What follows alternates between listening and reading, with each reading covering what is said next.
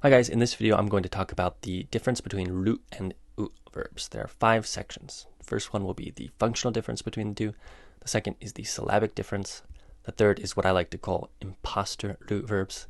The fourth is how to distinguish true ru-verbs from imposters. And the fifth is irregular verbs. Without further ado, let's jump into the lesson. So first we'll talk about the functional difference between the two. Okay, so here's a verb you guys probably all know, taberu, which means to eat, right? Let's look at some conjugations here, okay? So tabeta, that would be the past tense short form. Tabenai, the negative short form. Tabeyo, the volitional short form.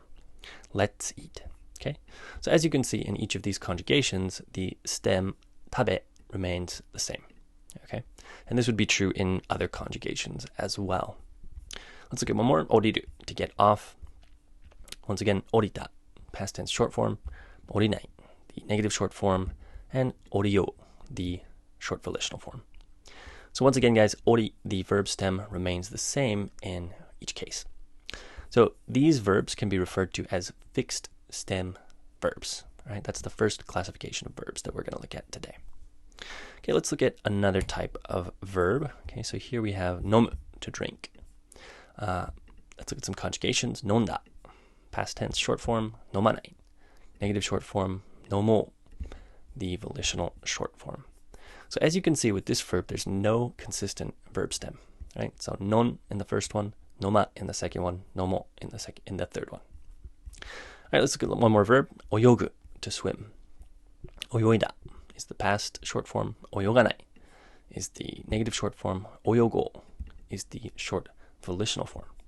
Once again, there's no consistent verb stem here. And this would be true in the other conjugations as well. Okay, so these can be referred to as changing stem verbs as opposed to fixed stem verbs, which we just looked at. So guys, this is very, very, very important. Whether or not the stem changes is the most important distinction between the two main types of Japanese verb. Okay. All right, let's move on to the next section. So the syllabic difference. First, we have ru-verbs. And there are two important rules with ru-verbs. Okay, so the first is that all fixed stem verbs, without exception, end in ru.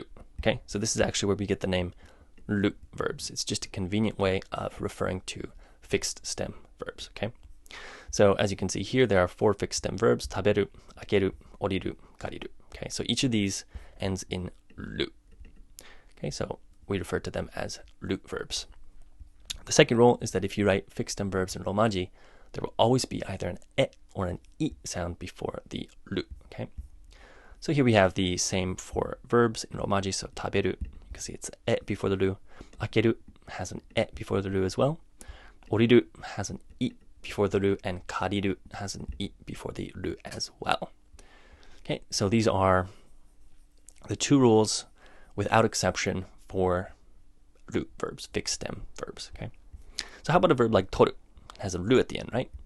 Well, lo and behold, it has an o before the ru, so we know for a fact that it is not a fixed stem verb. Does that make sense?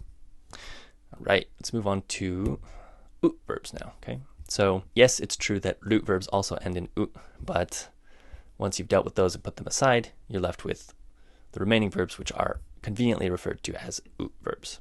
So here are some u-verbs. Okay, so nomu, oyogu, shinu, matsu. Okay, so as you can see, they all end in different hiragana characters, mu, gu, nu, and tsu. But if you write them in Romaji, they all end in u, which is why they're called u-verbs. There are 9 possible endings for u-verbs.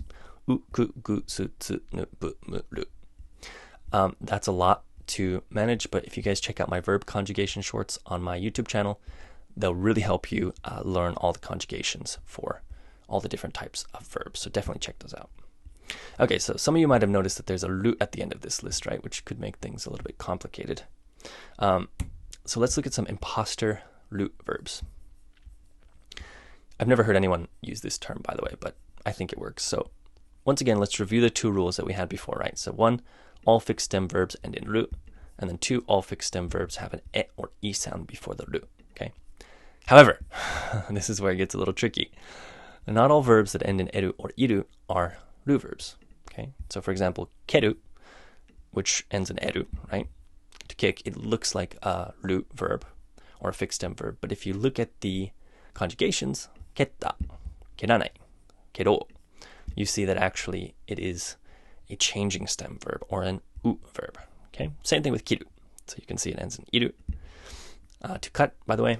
And when you look at the conjugations, kita, kiranai, kiro, you can see once again that it is a changing stem or u-verb, not a ru-verb. All right, so these are imposter ru-verbs, and there are a few of these in Japanese.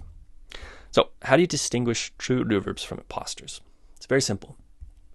You just look at the negative form. Okay, so we have keru. Look at the negative form, keranai. Kiru, kiranai. Okay, so u-verbs always have an a sound before nai in the short negative form. Okay, so let's look at the romaji here. Keranai, right? Kira. Nai. There's an a sound there, and that's always going to be true with an u-verb in its negative short form. Okay, ru-verbs, on the other hand, always have an e or I sound before nai because it's the stem that comes before nai for ru-verbs, and the stem always ends in e or I, as we talked about earlier. Okay, so tabe nai, ake nai, ori nai, kari nai. Okay, so an e or I sound. So I've gotten the question before, how about using the mas form to memorize verbs? The reason I don't think that's a good idea is because orimas, for example, could be oriru, which is a ru-verb, or it could be oru, which is an u-verb. So I wouldn't advise using the mas form. If you use the negative short form, you're always going to be correct about the type of verb that it is. Okay. All right, let's look at the last type of verb, which are irregular verbs. We have only 2 fully irregular verbs in Japanese and 1 semi-irregular verb. So that's really nice. Suru is the first irregular verb, which means to do. Kuru is the second, which means to come. To learn the conjugations of these guys, just go check out my shorts. It's a really easy way to do that. You'll know them before long. And iku is to go. This one is mostly regular, but the short past tense and the te form are irregular, and I've listed those here. All right. So that is all for the difference between ru and u verbs. I hope you guys learned something new. If you have any questions or comments, leave them down in the comment section, and I'll be sure to get back to as many of you as possible. Thank you very much, and I'll see you guys in the next one. Mata ne!